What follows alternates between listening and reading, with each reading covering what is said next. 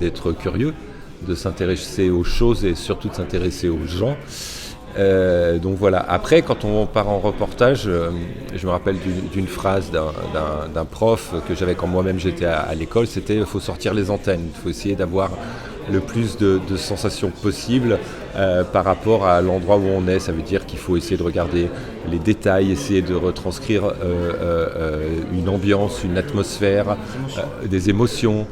Voilà quand vous êtes dans un endroit, il y a des gens autour de vous, on ressent quelque chose. Et là, il faut arriver, pareil, à retranscrire ça et structurer votre papier pour que la personne ait l'impression d'y être. Souvent, la seule différence entre moi et puis les autres, et surtout entre moi et le lecteur, c'est que je suis allé à un endroit. Il faut que le lecteur, quand il lit son papier, comme je le disais tout à l'heure, il ait l'impression d'être à Kaboul, si le reportage se passe à Kaboul au moment où les talibans prennent la ville, que ça soit sur un marché à 100 mètres d'ici et tout.